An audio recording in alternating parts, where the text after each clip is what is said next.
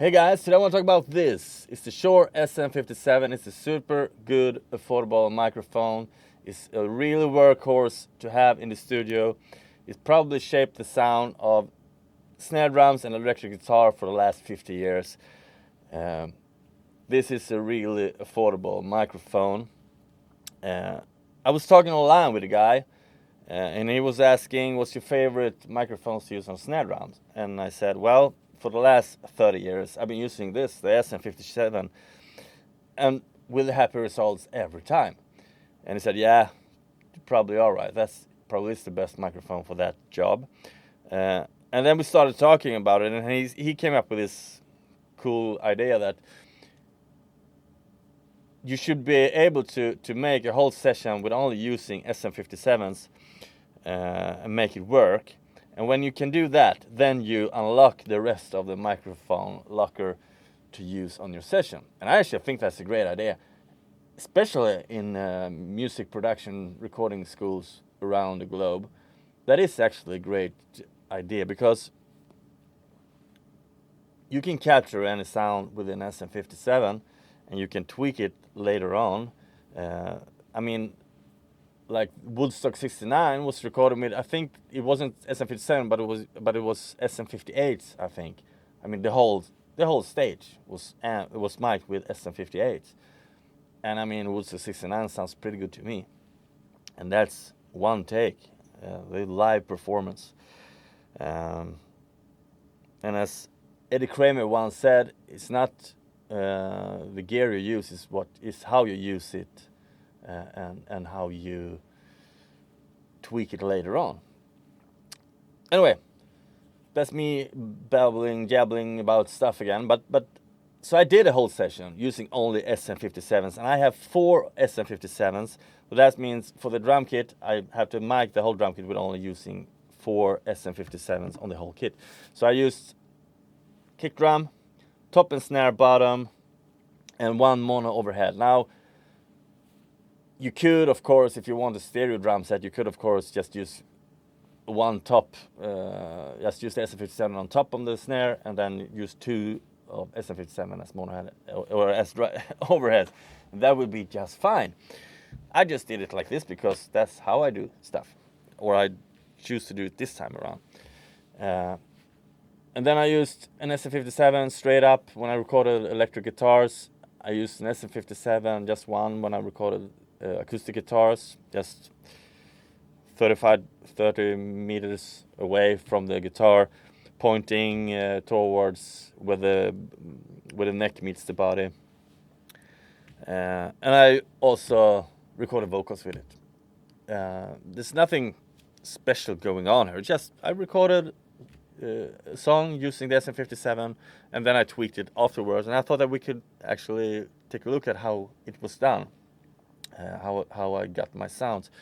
Now the song that I recorded is a cover song. It's Heart of Gold, who was written by Neil Young. How I did it, however, I did it a little bit more up-tempo thing, and I didn't stick to the original song. I needed to have something to record, so I just went with it. Anyway, let's dive in and see on the screen what I have done to the whole thing. And by the way, the only plugins I have used is stock plugins that comes with Logic Pro X, and I haven't used any hardware at all. I mean, I have a great console here. This is Yamaha PM3500. I love this console. I have tons of compressors and EQs in my racks, but this time around I choose to use an SM57 with a microphone cable going straight into my interface, which is Presonus Quantum 2626, and that's it. No plugins other than stock plugins, and no outboard compressors or anything. Now the console is up and running because I have sent out the stereo bus. It's sent out to the console, which is then sent into my. I have a Zoom H4 Essential, which is actually recording the sound from me talking and the sound that's coming from the stereo bus from the computer. So I haven't tweaked anything on here. So anyway, let's dive into the shit that we're seeing here.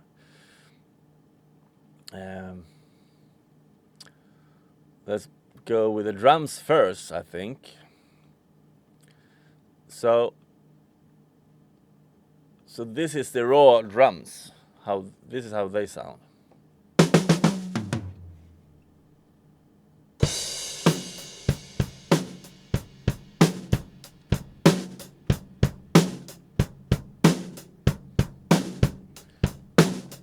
As you can hear, it's pretty decent raw sounding drums. There's nothing going on or anything.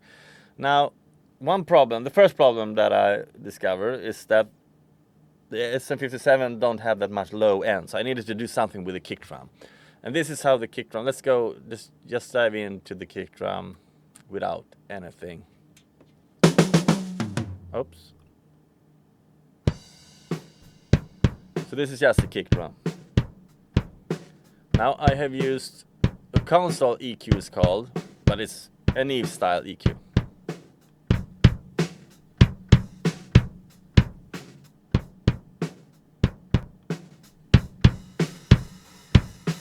Just bring up a little bit of that low end and get a little bit more focus, a little bit more snappy.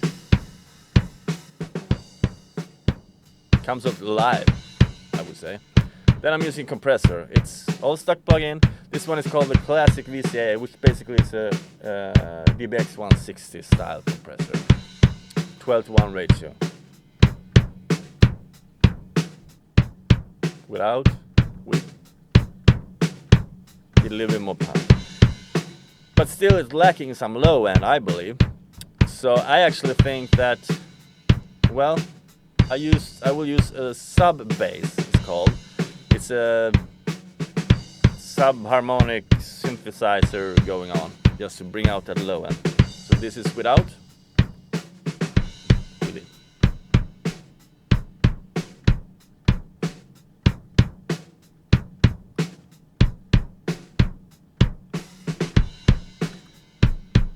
So as you can hear, it's starting to sound a little bit more like a kick drum now. I mean, I've done quite a lot to it. Is this the best sounding kick drum in the world? No, far away from it. Would I record my kick drums like this since I have other microphones? No, I would not. But let's say you only have SM57. This is what you can do to it to actually make it sound a little bit more like a kick drum.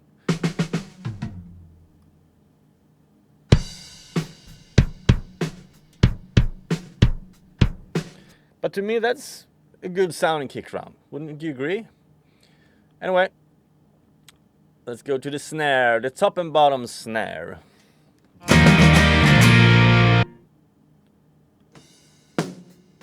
So I have used pretty much the same on the top and bottom, but I'm using Neve style EQ.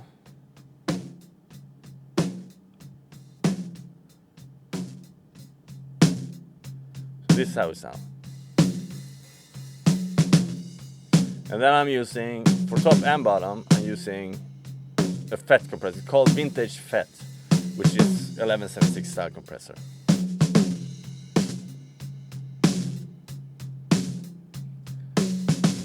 Now and then, since normally I don't use gates that much, but I wanted it to, I used the gate here because I'm sending this parallel bus, and I didn't want it to that much bleed. I just wanted to get some more punch to the ordinary, just to the snare drum. So I use a gate also there.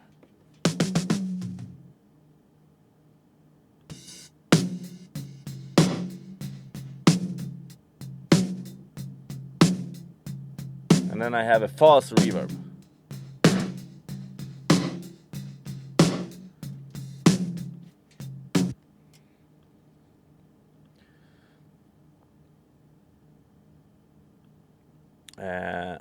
And then we have the overhead. So here's the overhead.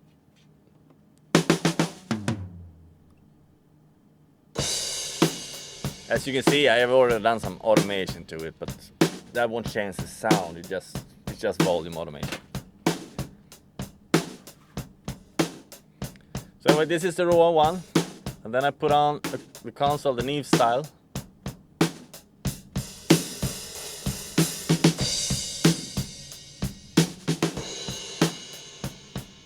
As you can hear, it brings it to life a little bit more. Then I have compression, which is vintage VCAs. Basically, it's supposed to be an SSL bus compressor. Just to glue it together a little bit. And then I have, and after that, on the drum bus, oh, let's do this first. And the first one is, I also have a parallel compressor that's going on. Now it says here parallel snare, but I also sent the kick to there. I wasn't supposed to first, but I changed my mind and it sounded good. And I never changed the name for it. Anyway, so first we use the compression.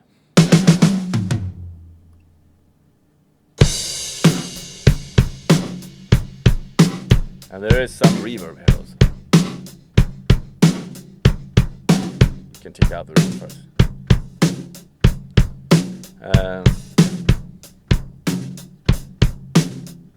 And then we have some EQ.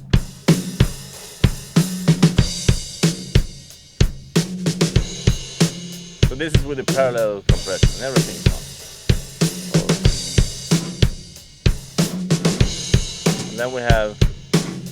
And then we have the drum bus here, and we use a DBX. No, we use an SSL style compressor, vintage VCA it's called. Is again the SSL bus compressor style, and we're sending the whole drum kit there because I'm not the best drummer in the world, and I just want to get a little bit more focused. So this is the drums, how it sounds with the compressor and without.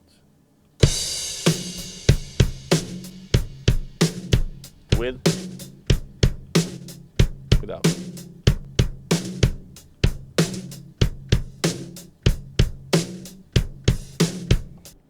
Okay, so as you can hear, this drum set to me sounds, it's an okay sounding drum set that I would be happy to use if I don't have any other options. And this is just the Shure SM57, 4 of them. Imagine what you can do if you have like 6 of them. And you can start to get a lot more sounds coming from them. Anyway, they are affordable and they sound good. Next up, it's the bass guitar, and it's just a line bass, and I'm going straight into my interface, and then I'm using the bass amp they are all stuck plug in here. Let's go to here. This is the bass amp, and then we're using some EQ and compression. So let's first hear how the amp sounds.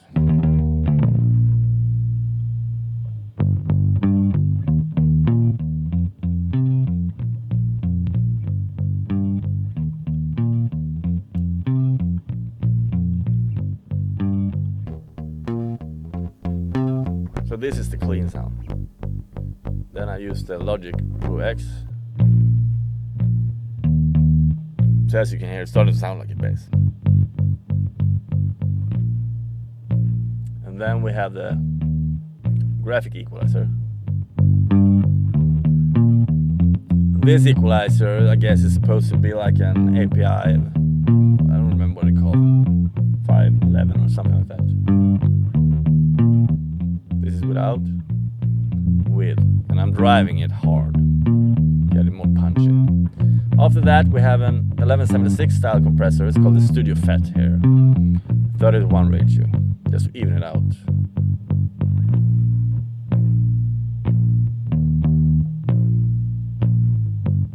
Yeah, so that's how it sounds, and it has nothing to do with the SM57 because I didn't use an Shure SM57 on the bass guitar. It's just lined in. And then we use a parallel compression also. I almost forgot about that.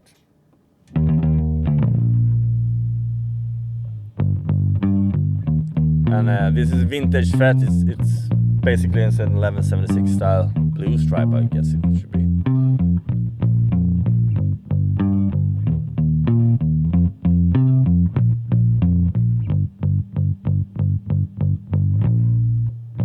This is without, with. Yeah. So that's the bass guitar. And then I recorded acoustic guitar.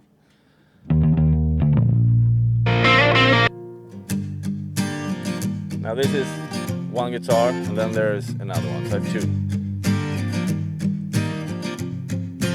What I did was, they're used pretty much the same. I used a Poltec style EQ that comes with Logic Correct. It's called Vintage Tube EQ. And then I used a compressor, the FET style compressor, 2-to-1 ratio. And then I used the channel EQ just to cut a bit of that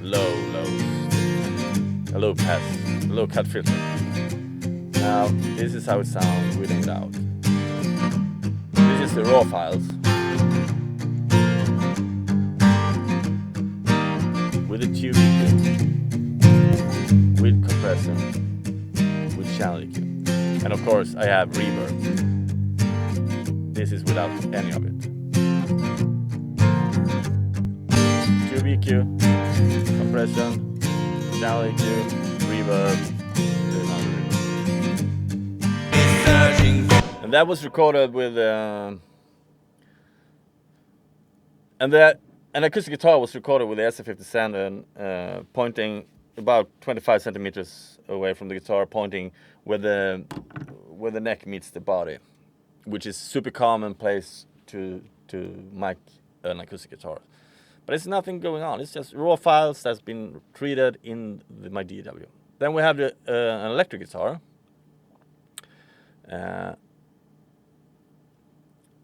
And that was actually, wait a second, I will get the guitar. Okay guys, so this is what I used on this recording. It's a Squier Telecaster with a bigsby. This is all stock. I haven't changed anything except the pip guard, but that won't change the sound. This one was plugged in to a PV Classic 30, and I used the SM57 just straight up to the grill, dead center, and this is how that sounded.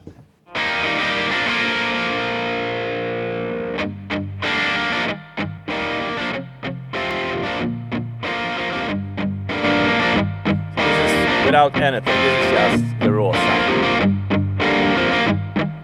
This is with a neat style EQ. Now as you can hear, it should get a little bit higher volume here. So I have used 60 dB.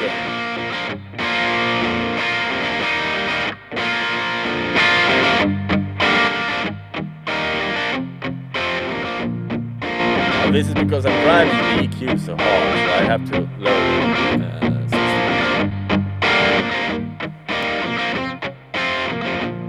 60. Yeah, that's pretty much it. Next up, the intro guitar and the solo guitar. I use this one, the Harley Benton P90 Gold Top. I don't remember what it's called. Anyway, this is actually a really affordable guitar, and it sounds really good, except when I bought it there was no ground connected to it, so yeah, had some issues, but it was an easy fix if you know what you're doing. So anyway, this is how it sounds, and it's been treated the same as the other guitar, except I'm using also a tape delay on this one, and I must say that I haven't done anything. I just plugged in the new guitar. I didn't change any settings on it or whatsoever. So let's do it.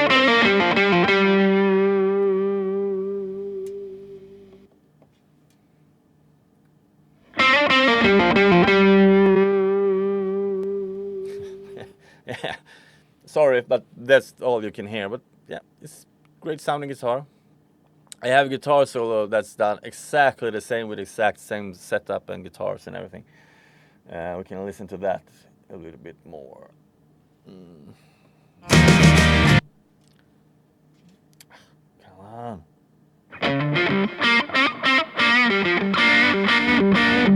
This is the raw.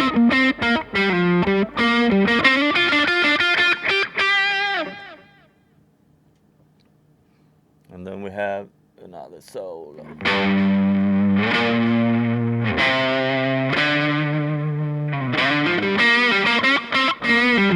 Now it's raw.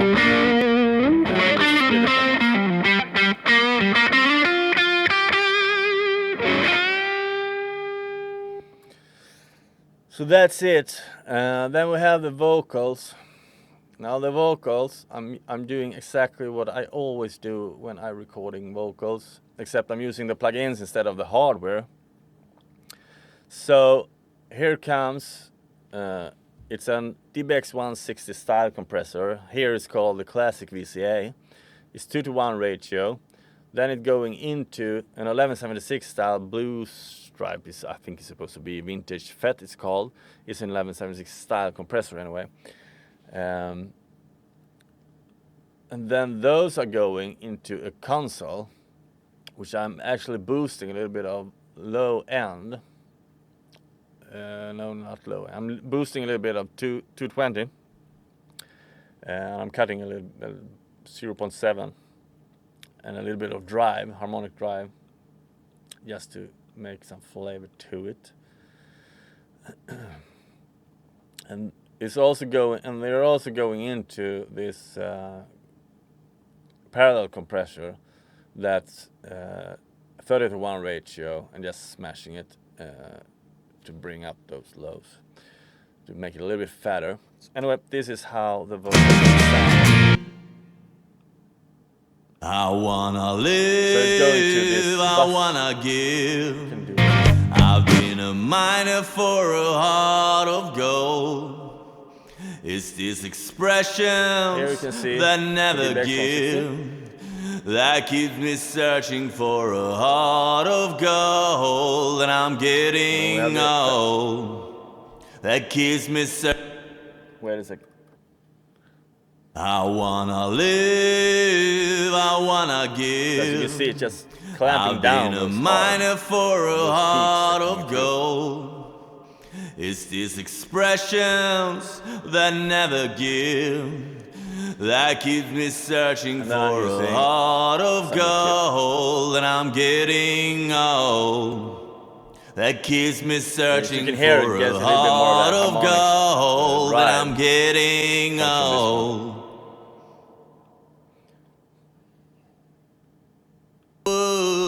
I've been to Redwood, I've crossed the ocean for a heart of gold. I've been in my mind, it's such a fine line that keeps me searching for a heart of gold. And I'm getting old. That keeps me searching for a heart of. And then we have the vocal harmony, which is just octave. Expressions that never give. And it's treated just the same. That keep me searching for a heart of gold. And I'm getting old. That keeps me searching for a heart of gold. And I'm getting old. Now they are summed into a bass with some reverb. I wanna live, I wanna give. And I'm using some I've compression. been a miner for a Normally heart I would use an of LA3A, gold. but this is vintage It's Octo, it's called an LA2A style that never compressor. give. Same. That keep me searching for a heart of gold. And I'm getting old. And I'm using this that keeps me searching for a heart of gold. And I'm getting old.